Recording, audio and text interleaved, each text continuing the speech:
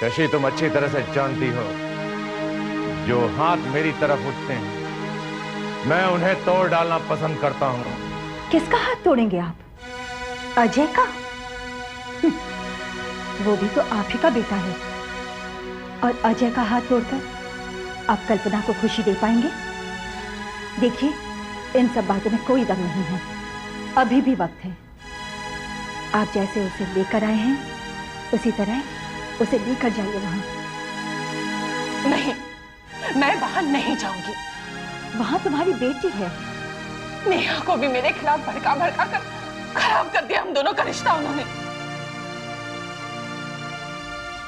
बच्चों को माँ के खिलाफ तो भगवान भी नहीं भड़का सकते बेटा, क्योंकि बच्चों की भगवान तो माँ ही होती है। देखो बेटा, अफसोस की बात यह है कि बड़े होकर बच्चे अपनी माँ की ममता को नहीं पहचान सकते। चलो, मैं तुम्हारे साथ चलती हूँ।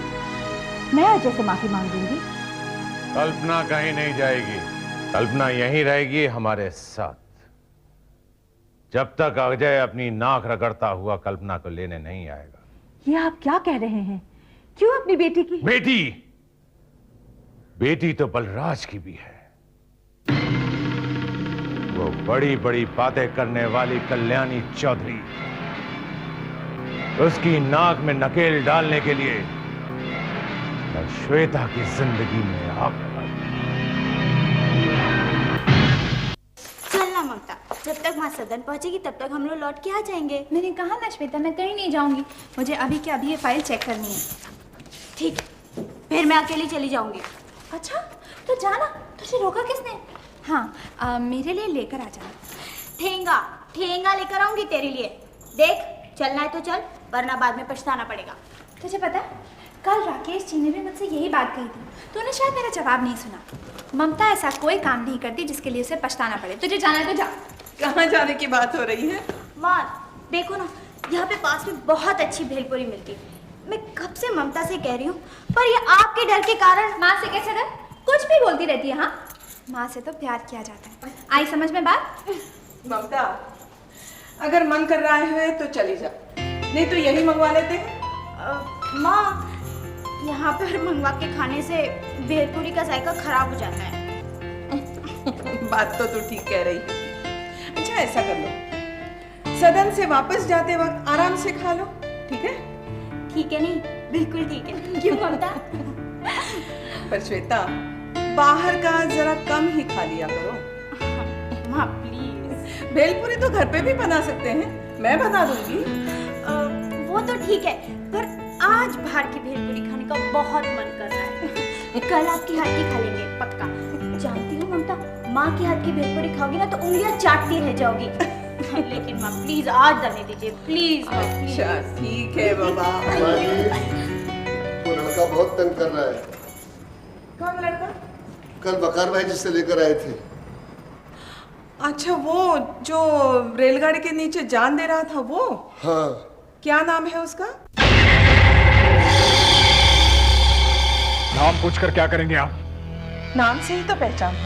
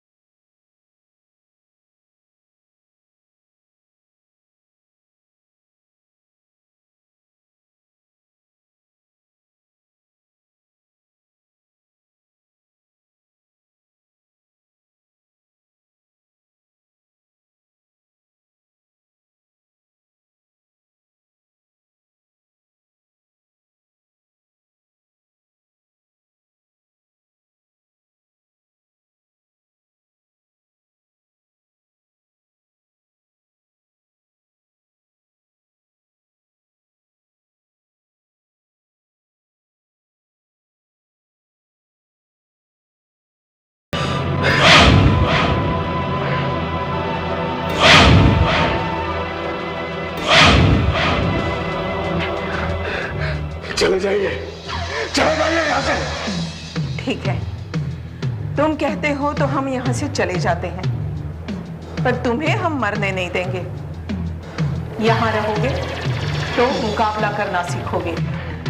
मुझे किसी से कोई मुकाबला नहीं करना। मेरी माँ की एक सबक है, आप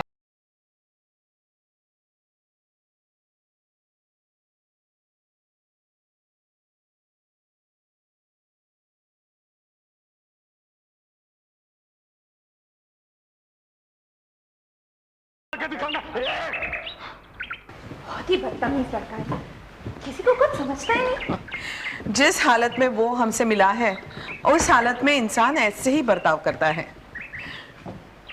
तुम क्या सोच रही हो श्वेता? माँ, अगर आप बुरा ना माने तो मैं उससे एक बार मिलना चाहती हूँ। क्यों? पता नहीं क्यों, पर आप मुझे एक चांस दीजिए। मैं उसे समझाने की कोशिश करूंगी। मुझे ऐसा लगता है कि मैं उसे जिंदगी में वापस ला सकती हूँ। आदमी ने कोशिशों से मुंह नहीं मोड़ना चाहिए।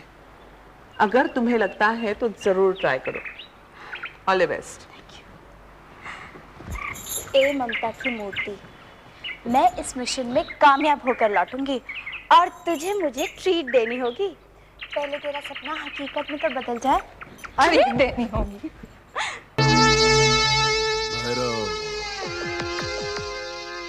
डाबला भाई मरने में नहीं मारने में विश्वास रखता है मिस्टर विजय चौधरी। तुमने तो मुझे डुबाने का पूरा इंतजाम कर लिया था, लेकिन डाबला भाई डूबता नहीं डुबाता है। अरे डुबा तो आपने मुझे दिया है। मैंने अपना जमीर बेच के आपका वो 2 नंबर का माल वहां पे भिजवाया। मैंने तुम्हें इससे पहले एक बार समझाया था, आज फिर समझाता हूं विजय चौधरी कि एक बार जो इंसान इस दलदल में फंस जाता है ना, तो फिर वो यहां से बाहर नहीं निकल सकता। अरे मैं नहीं निकल पाया तो तुम क्या निकलोगे? अब तो मुझे डुबाना है, अब तो मुझे हर एक को डुबाना है, सारी दुनिया को डुबाना है। मुझे ना तो इस दलदल में डूबने का शौक है और ना ही गोते लगाने का। मुझे सिर्फ मतलब है तो अपने आप से। और हाँ, मैंने आपका काम बहुत ही ईमानदारी से किया है। अब आपको शकील भाई को बहुत जल्द से जल्द सलाखों के पीछे से निकलवाना है। सबसे पहली बात मिस्टर विजय चौधरी कि डाबला बिना मतलब अपने बाप को नहीं पहचानता, और दूसरी बात, डाबला को हुक्म लेना नहीं देना पसंद है। अगर तू वो काले कोट के साथ नहीं आया होता ना विजय चौधरी, तो भैरव की सौगंध आज तेरी लाश यहां से बाहर जाती।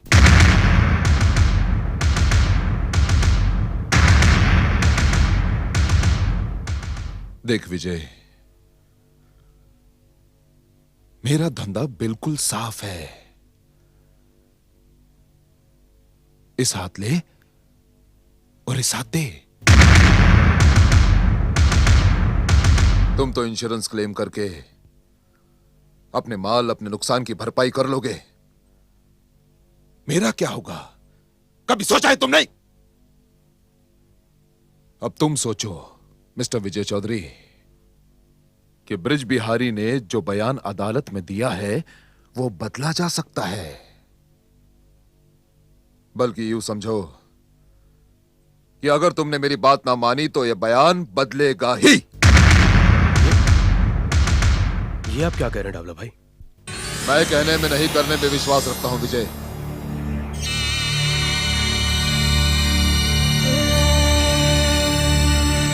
अगर ब्रिज बिहारी ने अदालत में अपना बयान बदला तो तुम पर और तुम्हारी मां पर यह आरोप लग जाएगा कि तुमने अपने आदमी को बचाने के लिए ब्रिज बिहारी को खरीदने की कोशिश की है। नहीं डाबला भाई, देखिए ये अरे तुम्हारे लिए तो वो कस्टम ऑफिसर की रिपोर्ट ही काफी है, तुम पर और तुम्हारे खानदान की इज्जत पर पट्टा लगाने के लिए। और अगर ब्रिज बिहारी ने बयान बदला तो तुम सारे के सारे जेल में होगे, समझे? डाबला भाई, आप चाहते क्या है? वही विजय जो पहले चाहता था, ना तो मैंने अपना स्टेटमेंट बदला है और ना ही अपनी बिजनेस स्टाइल। 27 तारीख मिस्टर विजय चौधरी, 27 तारीख को जो तुम्हारा माल सिंगापुर जा रहा है उसमें मेरा माल जाएगा। डाबला भाई, वो कंसाइनमेंट मेरे पापा का है। मैं तुम्हें और तुम्हारे बाप में कोई फर्क नहीं समझता। अगर 27 तारीख को मेरा माल तुम्हारे माल के साथ सिंगापुर नहीं गया तो कस्टम ऑफिसर की वो रिपोर्ट पुलिस को सौंप दी जाएगी। और ब्रिज बिहारी तो मेरे इशारे का इंतजार कर रहा है। विजय, सोचो, खून मंगलू ने किया और एक बारी जुर्म ब्रिज बिहारी ने। किसके कहने पर? मेरे कहने पर, डाबला भाई के कहने पर। जो इंसान मेरे कहने पर सूली पे चढ़ सकता है, तो क्या मेरे कहने पर वो छोटा मोटा बयान नहीं बदल सकता? बदल सकता है।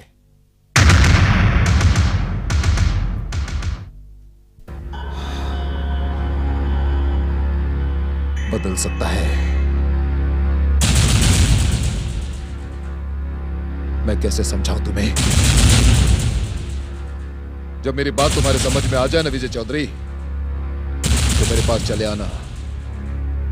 वैसे भी 27 तारीख आने में 12 दिन बाकी है। जय भैरव। डाबला भाई,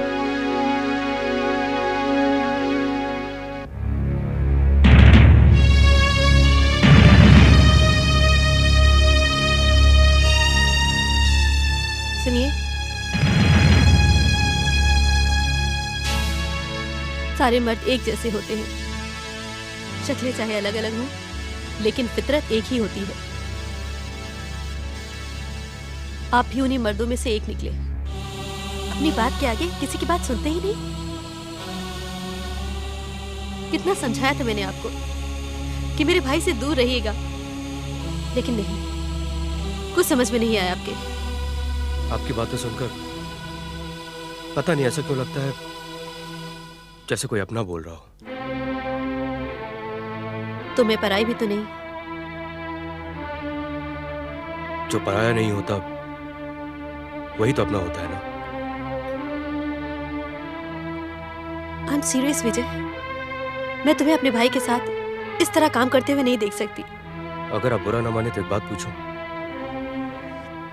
बुरा तो मैंने आपको अपने भाई के साथ कारोबार करते हुए देखकर भी नहीं माना था। कहिए, आप अपने भाई से इतनी नफरत क्यों करती है? नफरत? अरे मैं तो उससे इतना प्यार करती हूँ कि शायद ही कोई बहन अपने भाई से करती होगी। इस दुनिया में उसके सिवा मेरा है ही कौन? आज अगर वो ना होता तो शायद मैं इस दुनिया में नहीं होती। तो फिर मुझे रोकने का कारण? क्योंकि मुझे नफरत है उसके इस धंधे से, उसके इस काले कारोबार से। एक वक्त था जब मुझे ये सब कुछ समझ में नहीं आता था, लेकिन आज जब मुझे सब कुछ समझ में आता है तो वो इस पाप के दलदल में बुरी तरीके से फंस चुका है। आपकी तरह मैंने भी उसे बहुत रोका, लेकिन वो मेरी बात एक कान से सुनता और दूसरे कान से निकाल देता है। हो सकता है आपके भाई की तरह ही मेरी भी कोई मजबूरी हो। मजबूरी? यही मजबूरी इंसान को पाप के दलदल में खींच कर ले जाती है, और फिर वो भाग कर भी कहीं नहीं भाग सकता। अपने ही हाथों से वो अपनी कब्र खोद लेता है।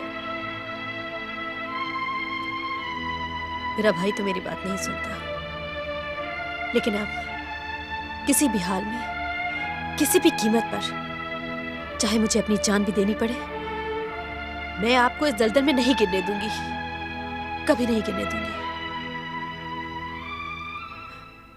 क्यों? मैं आपका क्या लगता हूं?